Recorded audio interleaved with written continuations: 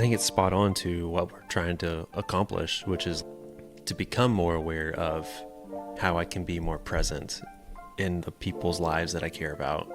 Do they trust God? Do they know God? Do they trust God? I think that is really also something I don't have a whole lot of control over, but like it is something that I do feel like is some sort of like goal. So much of it is really more about like, how do you help a 5-year-old understand what are they feeling and how to like sit in that, be aware of that, be okay with that, but also like not allow that to completely derail her day.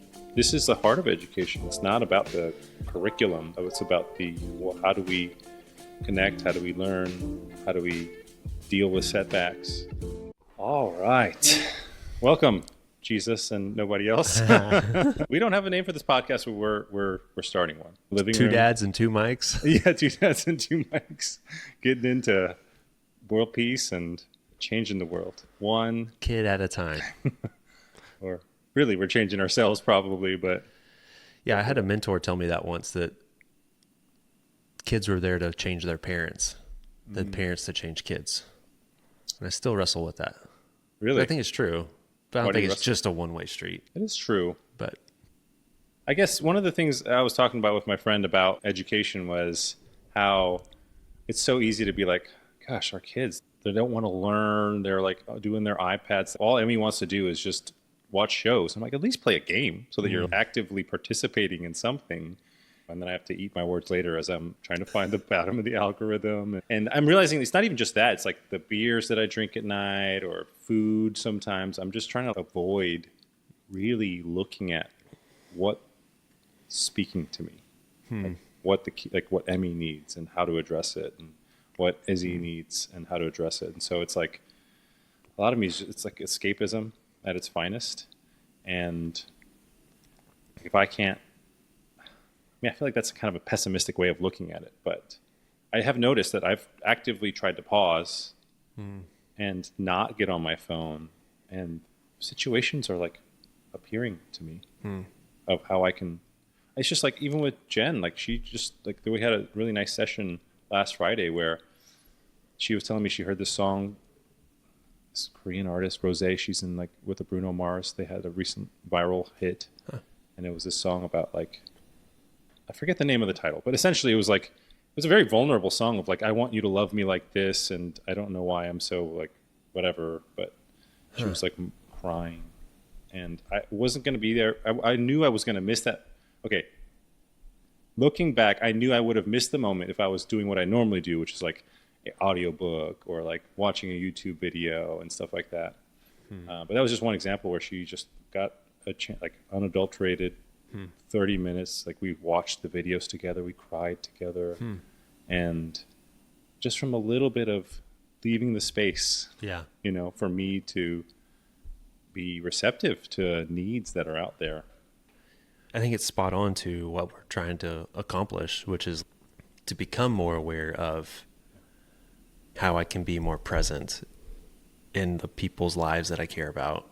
Like this weekend, I also had an experience where Maggie, my oldest daughter, wanted to play Legos. Yeah. So she's getting into Legos. We already built them. Now she just wants to play with them once they're built. And I'm like, well, the fun part's building them, And so now we're up there in our room and we're playing. It was like a 10-minute like role-playing session, like a shark and a robot and a couple of other characters that were just in the random toy bin.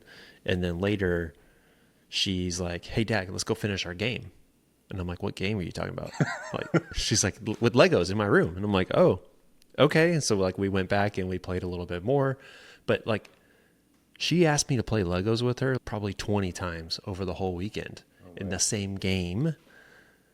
And I probably said no, like for every time she asked, probably like 4 times. And there was several times, especially Saturday morning when I wake up, it's like really hard for me to like kind of take a couple cups of coffee, and I'm like, I really want my own space. And she was awake when I got up, and like, she's like ready to go. Like, let's play Legos. And I'm like, chill, I need a minute, Yeah. And then we ran out of time.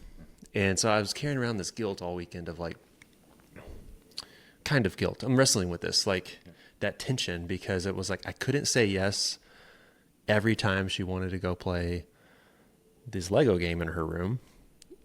And sometimes there was a legitimate reason for it. And then sometimes it was like, my phone was out and I'm like, hey, I'm in the middle of something here. It's very important. Exactly. I got to finish this video. Yeah. And yeah, so it was just like, I've been wrestling with it, but I know that her highlight from the weekend is like playing Legos. Like she loved it, and just these 10-minute deposits at a time. And it didn't take much. Yeah. So she loves it. So anyways, I think that's the reality that we're forced to face right now is like, I feel the tension all the time of playing the role of father and the other roles that I play and just Kyle. And it's interesting. Yeah. The tension that you're talking about as you're talking, I'm like, well, yeah, we should be available for play, but we also should be doing stuff where they know we are not supposed to be bothered. Like there needs to be boundaries. Like when it's playtime, we should all be fully present and playing. When it's not playtime, especially my firstborn, she's got to learn how to entertain herself. I know she's hungry for that, but you can't ever get to the bottom of that algorithm. Really? For my daughter, no. That cup is just... Well, no, I wouldn't say never. Yeah. But it is extreme. Because, to your point, like I have filled that cup and she's been okay for a while, but some things set it off. Like her sister is just naturally right now in an age where she's extra cute and she is got more of a personality of like, she doesn't like, there's not even an ounce of, I need you to approve of all the cool and cute things that I do. And so it makes her cooler. Whereas Emmy's like kind of the opposite. She does things only for attention sometimes. Yeah. Yep. And so it's to the point where she's imitating her baby sister. And yeah, I'm like, I actually like it when you talk like yourself and not like your sister. And I'm trying to like teach her all these things. And so, yeah, it's a tough one because it's not even a balance, right? Because I know that that's her love language, quality time. But at the same time, there is a real tension to help her to see that she's got enough, whatever that means. I don't know. I don't have an answer to that, but I don't either. But yeah, things to ponder. Sure. We've both got kids that. Well, you've got a kid in school. I do. Yeah. Oh yeah. Yep. Kindergarten. Public schools, man. Yeah, public schools. I don't know how to feel about schooling in general, but I guess I'm curious, like, for you as a dad, have you thought about what success looks like? Yeah. A little bit. I wrestle with that. And it's hard to I think part of that wrestling means looking into like our own story too. What is success? What was my parents' success for us too? How was I raised? So for me, that success, it was ingrained in me. It was like, you're going to make straight A's. You're going to perform. It was performance based. Sure. Everything was performance and behavioral. And that included like spiritual and college, all those things. And then I still feel that weight from my parents sometimes, like as an adult, like. Well, I would argue society. That's still like the metric. For sure. Yeah, I think so. Yeah. So I catch myself feeling that way with my kids too. And so I wrestle with that. Like, what is the performance element of success as a father? To what level should my children perform or behaviorally fit in or whatever? So there's that piece. I don't like just taking that at face value, being okay. I don't feel like I want to be okay with that. I feel like it needs to be different more. As a dad, I think the other things that I think about are their faith, like trust, like really trust. Do they trust God? Do they know God? Do they trust God? I think that is really also something I don't have a whole lot of control over, but like it is something that I do feel like is some sort of like goal, that I want to work towards, or like to put them in situations where that can be an outcome, a home and church and whatever. So like the behavior, like performance stuff, like can you become a contributor? There's a faith element. Yeah, those are really two of the bigger ones. And then there's just like a family element of like, I want you to feel like this is safe. Like there's like God put us in the same family for a reason. Yeah. And we're here. And what do we do with that? Is that only for the time you like live here, or is that like for much longer? And what would that look like? So I think there's like a familial thing too of like, and I think that's born out of like Jess's family is very dysfunctional and broken, and people are hurting and they hurt each other and all that stuff. And then my family is like, you know, everybody's still married and together and has lives together, but it's like there's maybe some intimacy issues between people. So it's kind of surfacey, you know? And so I think we both come from these places where we want more for our family too, and as parents. And so I think that I wrestle with that piece too. So yeah, performance to some degree. And I think on the performance side, it's like, yes, I want her to do well, them to do well in school or to learn and to be contributors. But I think it's more than that of like learning how to treat people, like learning character and virtue. And that's the thing that we get really upset about. Like when we see that stuff, when they fail in that area, you know, it's like, oof, that's painful. I can deal with like, hey, you missed the color or shape or the whatever, but it's you weren't kind or you were being a jerk or whatever. It's like, yeah, this is painful. We got to fix that, work on it. So I don't know if that answers your question, but it does. I mean, it's on the radar. I think that's good. I mean, I think I'm under the impression that, you know, with school systems, it's still very much based on grades and tests and performance and all these different things. And so it makes sense to focus on character. I mean, I've heard that it's our job is to not make our kids, but like to try to get them to connect with the right people and like to make them like being able to develop healthy relationships with other people is what opens doors, is my understanding. It's like one of the most important things that we could do as parents. Yeah. Like feedback from her teacher already has been like, she's mastered all of the curriculum. We figured it out, but we get to have much more in-depth conversations with her about like, how is she showing up emotionally? Like she emotionally is having a hard time when she doesn't get her way. And then she spends 30 minutes in the cool down corner, you know, like reading a book by herself because somebody said something that she thought was unkind, you know, or whatever else. And so it's like bringing to light a lot in us about, you know, we have zero control over the public school. We're just showing up, and a lot of our friends and family are like, have experiences with their kids being like bullied and different things. And I think our approach is just very different in the sense of not better or worse or anything, but just different. And like, I think these are just kids trying to learn conflict.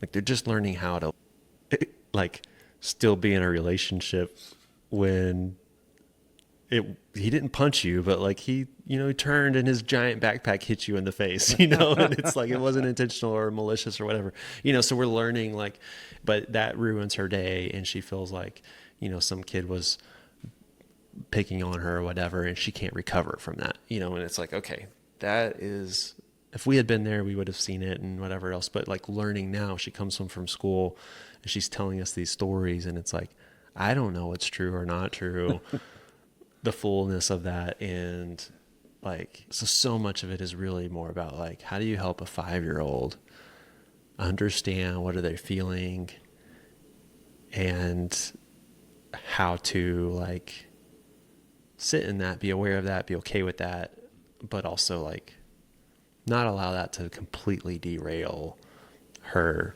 day, you know, or her view of this other person.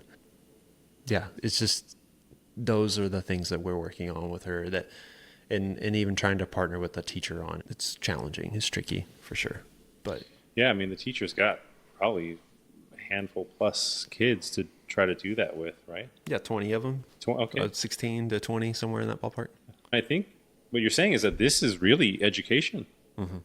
This is the heart of education. It's not about the stuff like the curriculum. It's about well, how do we connect? How do we learn? How do we deal with setbacks? Uh-huh. How do we learn about ourselves?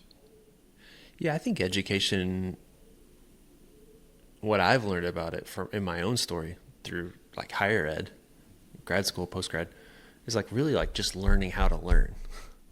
How do I learn? How do I need to learn? Yeah. And if we can do that, how do we teach our kids that? Well, here's a question for you: is like, if I were to get like, if you had all the resource to devote towards this in terms of time and money, like you didn't have to worry about making money for the family or whatever, Mm-hmm. how would you structure something like an environment for your kids to learn all this? And you had people's buy-in. Yeah.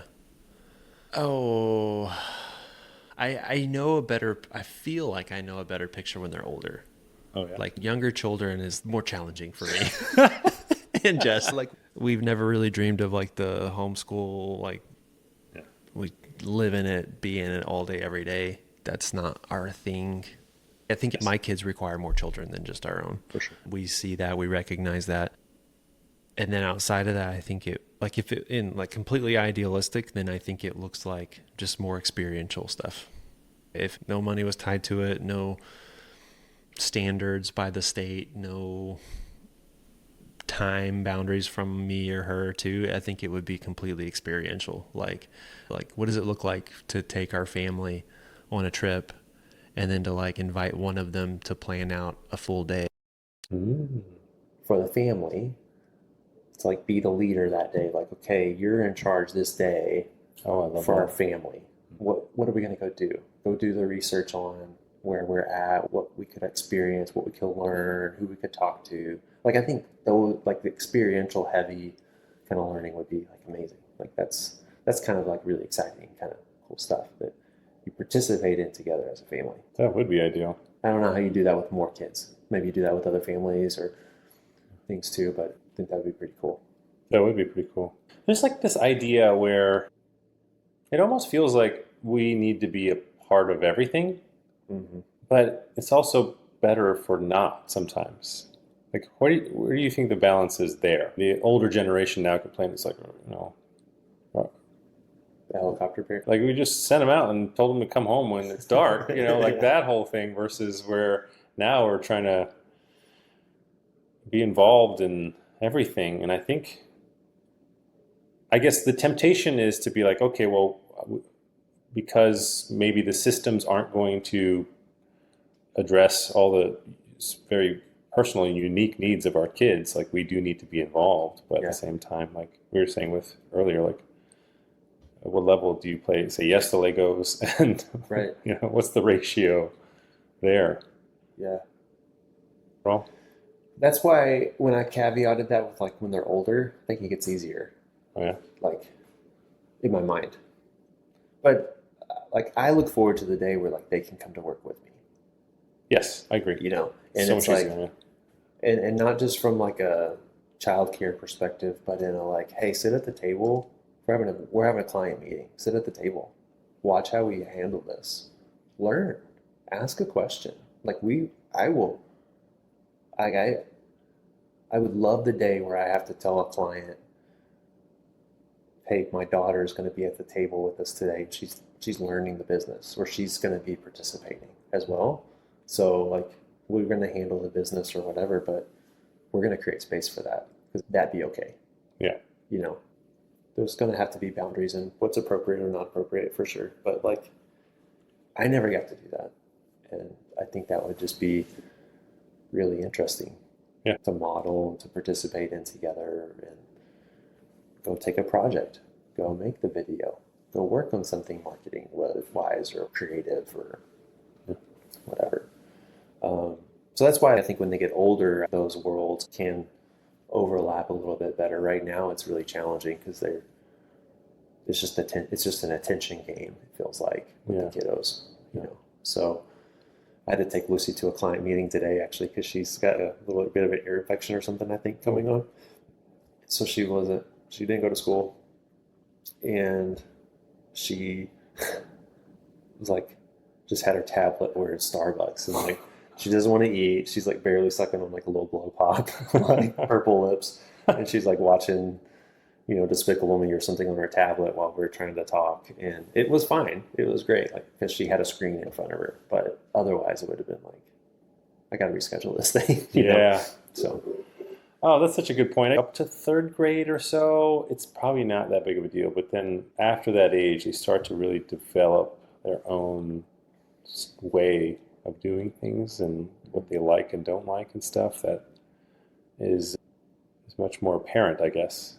yeah. So I'm curious. I like this stage. My worry is that later on, when I start to really teach them, I won't have the patience. Sometimes it just shows how demanding I am towards myself. When I've seen myself try to teach someone, it's like, oh, I just said this. What do you mean you don't understand? And I've got that. I agree with you in that I want my kids to be able to like participate meaningfully in the things that I want to do. But there's so much more grace from me at this point, because it's like, oh, what do they know? They're a little, One of the things I'm curious about is I've also envisioned kind of something like what you're saying with the experiential stuff, just participating in real world, like what's happening, deals. And so it's kind of like apprenticeships, but maybe not as commit for as long. Yeah. Where you're going around learning what the baker does and what the cobbler does. That is a very enticing view on what education could be. But one of the interesting things about that is you were kind of touching on it, where it's like, how do you do it in a way where you're not completely stopping what needs to be done from being done? But also, what I've noticed is that, like, even if we were to wrangle like the best person in their field to teach them finance and entrepreneurship and real estate and all that kind of stuff, the best in the field aren't necessarily the best teachers, right? I mean, I've met plenty of really amazing athletes who, when you get them to coach, they're terrible. Yeah. Because it's so innate to them. It's like, this is this idea of gifting. It's like, for one unit of practice for them, they're getting like 10, 20, in output. Whereas like a coach they're probably good because they've had to work for every additional incremental gain and skill. And so they can really look at a situation and know, from inside and out what direction this person needs to go. It is a completely different skill set, I think, of like you performing versus like you helping somebody else perform, for sure. Yeah, because I mean, what in the Bible, teaching is its own gift, right? Mm-hmm. But it's such a weird one because it's like, they got the whole thing, teachers, what do they say about teachers? People who can't do teach. Yeah. And people who can't teach. Yeah, I have beef with all of that. You do? Yeah, I do. Oh, yeah. Teaching's a calling. I agree with that. So I think teaching's a calling. I think coaching is a calling. I think that some of the best coaches were probably the worst players. Maybe it is true that you coach because you can't do. Like, that may very well be true, but I don't think that's a dig. I think that's like, you do because you can't coach too. Like you could reverse it. Well, And so speaking of, maybe as a father, like let's pull on that a little bit. Like it's probably to the question you asked me, like what's our involvement, or like I think we just have to like perhaps like the framing is like needs to change a little bit too, where it's like I just have to take responsibility for the training of my children, the education of my children. But does that mean that I have to do all of it? Like we traditionally think it has to be like all or nothing. I think it's like either public school is like, well, it's all on them. So now if my kid turns out bad, well, it's completely their fault. Or we go to church and it's like, well, the church isn't giving me enough opportunities or programs. They're not doing it. It's all their fault. But it's like, no, how do we take responsibility and then view the schools or the teachers or the networks or whatever it is as just partners for us to accomplish what we have to accomplish. So knowing what we want to try to do, and then as fathers, like, who do I need to resource to help me do that? And at what point is that me? And what point is that somebody else or whatever? But ultimately, I'm responsible. I have to be, or we are as a unit. Yeah, because I mean, it does. Gosh, I'm trying to hold it all in my head, but it's eluding me. Because we did talk about, like, when we think about teaching specifics, like it's not really the content matter that matters as much as it is like character building and how you learn. And for us, if it's, I guess, I guess, my knee-jerk reaction to the large and failing systems all around us is, I got to do it all myself, right? Yeah. And what you're saying is, no, we got to know enough to know how and where and who to outsource to. Right. Well, I think that's right because, like I said, I mean, there's no way I could do it all myself. There's no freaking way, man. There's just, I mean, aside from the fact that, like, you and I aren't like rich, so we do have to figure out a way to work for a living. As you're saying all this, I keep thinking, okay, well, there's also someone that is really good at discerning what am I like. I could sit there and figure out what Emmy needs in terms of, like, the thing I was talking about with the attention stuff, but I would imagine I could meet somebody that's like, oh yeah, this is how you can show your daughter love, and this is when you can set the right boundaries. I'm sure there's someone that exists that would just immediately discern that. But if I don't have that right now, it's probably something that God wants me to figure out. Or he wants to work with you on. Yeah. Yeah. So I get this picture of, it's giving me little glimmers of stuff we can try. As parents? As me and you. Yeah, here. Now, because, like, yeah. What what are we talking about? I don't know. The temptation is always like, oh, how do I productize this? How do I create a school system that will focus on experiences and all that kind of stuff? Well, why don't we just try to do an experience like you talked about? I like what you were saying. I think Emmy's probably too young to plan a day for us, but you could throw up some ideas, and it could be terrible, and we could just have a terrible day, and she'll be like, can you plan? I don't know how it'll go, but I like the fact that we're giving her something to do. Anyway. Yeah, I think, well, that's not my original idea. Like, I've heard that from somebody else, or Jess had it at some point. So we've talked about, like, what would it look like a family vacation where it's like we're all participating, and it's not just she and I wearing ourselves out to entertain our children the whole time. I would love to your perspective on, because it does feel like a lot of my time right now with our children in this age feels like I'm just entertaining them. Like, that goes back to like the attention. Yeah. I'm just trying to, like, meet an insatiable desire for attention, or I'm just trying to entertain so that we pass the time so that I can get to where I need to go or do what I need to do. Yeah. We're just in this entertainment phase, which I think is why I said early on, like, it does feel like this is not the season where I have the tools or am equipped or maybe called to, like, be with them full time all day, every day. Yeah. But yeah, like, that entertainment piece versus the education, participation, collaborate, like, we work together to go do something. But my question for you was, like, what do you think is the purpose? Like, what is your goal, parenting wise? Well, this, in all honesty, it was a question that I asked somebody today, and I was like, oh, I don't have an answer. So Yeah. I'm putting everybody else on the spot. My story begins when I tell people my life began after college in my first job, because that's when I found I had barely graduated college. God had miraculously gotten me a job. But it wasn't until I read my friends, I knew God had put fitness as an interest or a passion in my heart. And it wasn't until I found, like, I was in the gym wondering why people had chicken legs, and huge upper bodies, and personally wanting to learn how to squat and deadlift to get actually strong. Like, not just to look strong, but to perform better in volleyball and whatever I chose to do. I wanted to have a really solid foundation. And then I read about a blog about my friend getting kicked out of a gym because he was doing CrossFit. I was like, what? Got kicked out of a gym for doing fitness stuff? What's going on here? And then I learned, I mean, it was like I was one of those people that discovered CrossFit more uniquely than others, where it was not about trying it and seeing like, wow, this is tough and good. I mean, drinking the Kool-Aid and just kind of getting involved because there was something different in the air.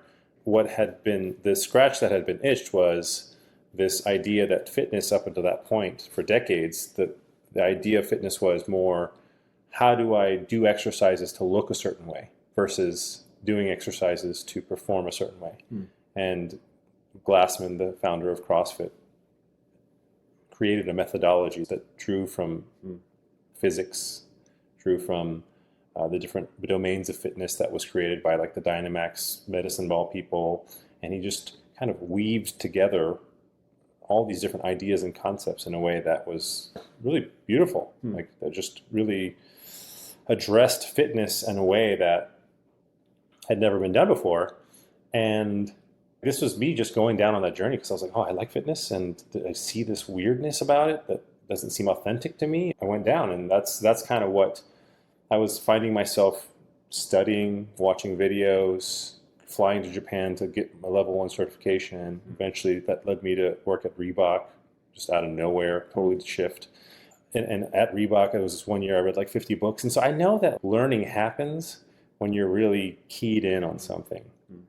And it seems like my job then would be to, like you're saying with experiences, try to have them experience, bring something intriguing for them to try. And if they pick it up and keep running with it, then just keep adding fuel to that fire.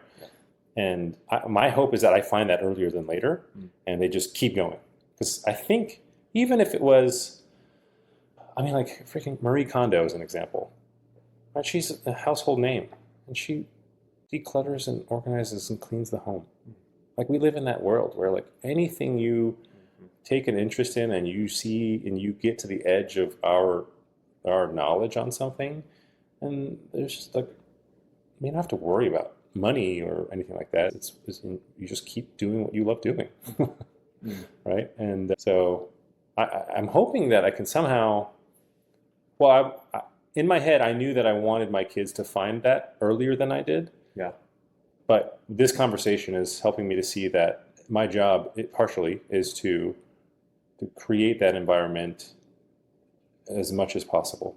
Yeah. To get them to be intrigued by something, and then. Yeah. I have 2 other questions. So one question is, do we have a responsibility as parents to help guide our kids into whatever that thing is? I wrestle with that. And the context for that question is like, there's a guy I follow at a distance. I don't love and accept everything that he says. You have to separate the chaff and whatever. Don't worry, Jesus won't cancel you. What's the right? Yeah. But I won't name who this dude is. But you won't? Come on, dude. Like, who's going to listen to this? No. Hopefully some people. Hello, whoever you are. No, okay. Well, a guy named Jeremy Pryor. Okay, so he can be a very polarizing dude. The name sounds familiar. What does he do? He's like a theologian. Oh, okay. And he writes books about the family. Okay. So it's like within this context of this conversation. Yeah. And he's very vocal, super vocal. And his studies are really within Hebrew and specific within like Old Testament and Israeli like culture.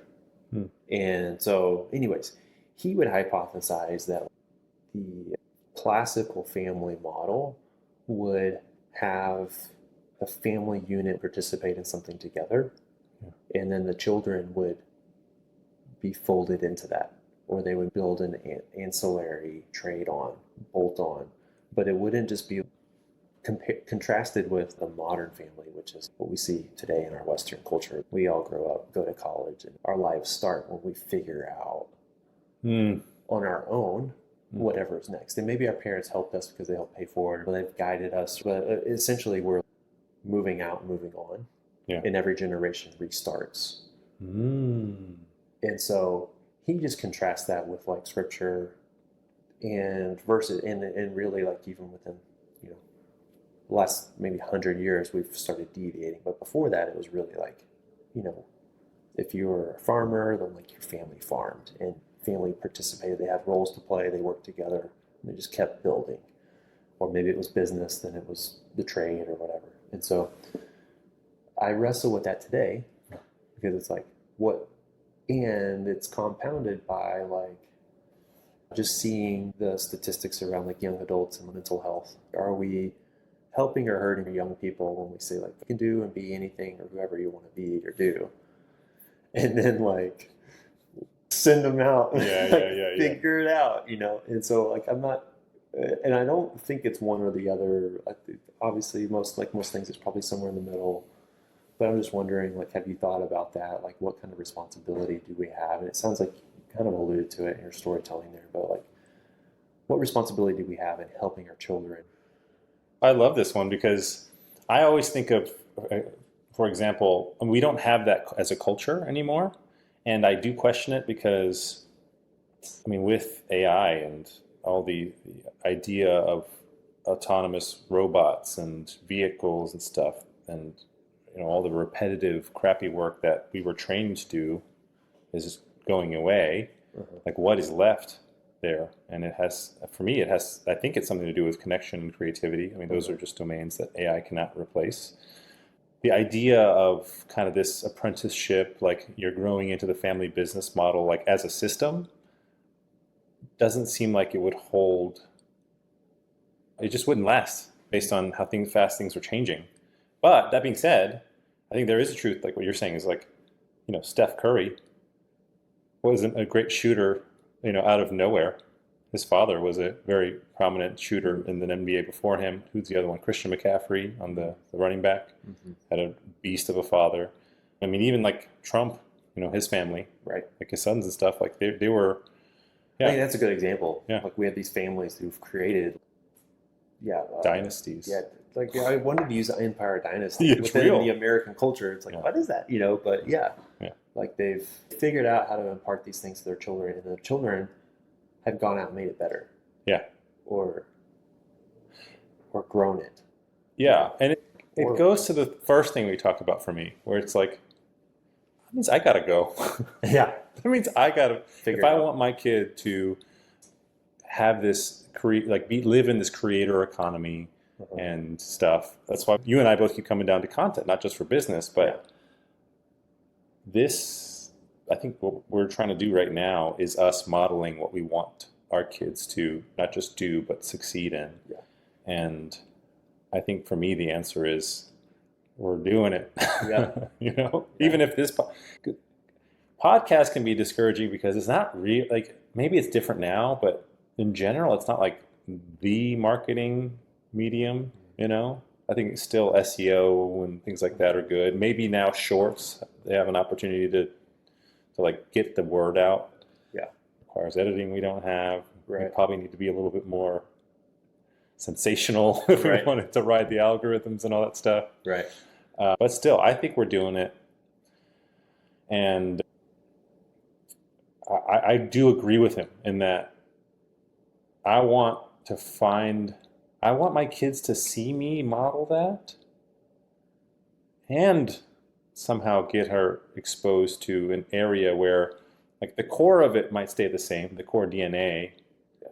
I'm sure the details, like the shapes and colors you were talking about, that can change, and that's just a matter of adjusting, which I think takes shorter than. Yeah. That's my answer. Yeah. So that part of it doesn't take as long as like the actual character and like having exposure in meetings or seeing your parents, put themselves out there and. Yeah, I've thought of it in the sense of like, how do I create I'm on a clock. So Maggie's 5. Yeah. So she's going to be an adult at 18, whatever. So there's 15 years here. Oh yeah, no, that's a good thing to keep in mind. Sorry, I wasn't sure you I have 13 to 15 years here of like, I still have to take responsibility for her to some level of degree. Legally, you do.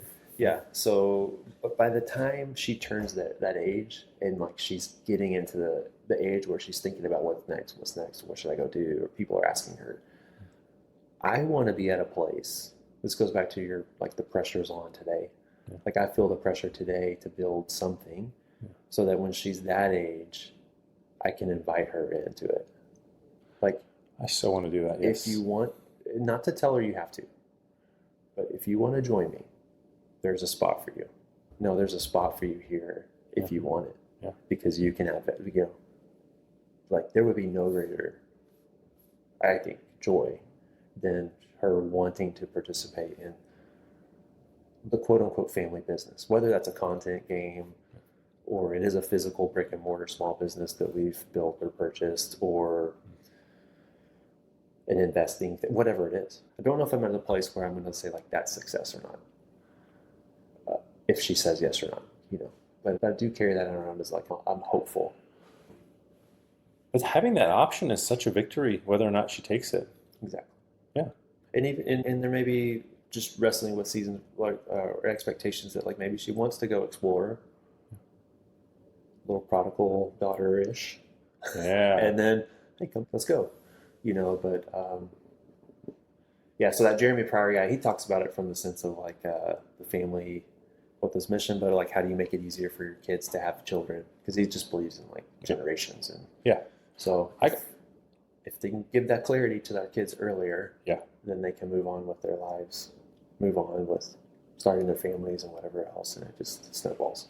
I'm going to take that a little further and say I actually want that from some of my immediate family, like as well. I would like the opportunity because I see giftings and stuff, and it's just I don't think the world recognizes what I see and the potential I see, and then like to be able to create an environment that is not the hamster wheel that is corporate life. Yep. So I mean, I would take that and raise you. Yeah. And that's what I would like that. Well, I do want to maybe end with like, how do we start? Like, what's the next steps for us? Because I mean, it does start with us. But I think you said you had 2 questions. Was there another one? Yeah. Stay tuned, guys. You have to tune in next week to get another epiphany. Yeah. Yeah. Well, what we talked about today was a lot of stuff, but how do we want to implement? What are we going to do differently after this conversation, if there's anything? Let's narrow it down to this content game. Like, what should we do to build that thing you're talking about, family business? There's something around this concept of family business that might need to make its way into the name. Yeah. I think we need to know, for me, it comes back to what our conversation was Friday around, like, I don't feel called just to be an entrepreneur. Like, I don't feel like I have the green light from God to just, like, go build anything I want to go build. Oh, yeah. I see a more opportunity in the market, and I'm going to just jump on it, like that whole, like, what's it called? Like arbitrage. I'm not like an arbitrage guy. Is that the right word? It's like there's the right word. Yes. And like you're trying to find a weakness or a hole that you can like. I'm going to ride this for 2 years and then move on. That I don't think that's my calling, or I don't feel like God's said go do that. I think mine is like understanding my gifts and my calling. And like there's a uniqueness about who I am and what I can go do. And my hope is that business fits into that. Yeah. My sincere hope is that there's enough interest there, there's enough energy, passion, curiosity that God would allow me to use business as a vehicle to move in that direction. So I think for me, it's like cracking that code. Where is that intersection of gifts, calling, passion, care, empathy, like the deep resonation of what do I feel like I have to go do with an opportunity in the market. No, totally. I'm exactly where you are. We propel the mission. So that's, to me, the next steps, the season of discernment that I feel like I'm in, is to identify that, figure that out. That's right. So it sounds though that for you, it's still, how do you find that thing that, I mean, it does have to do with provision, right? Like you trying to figure out. Yeah, absolutely.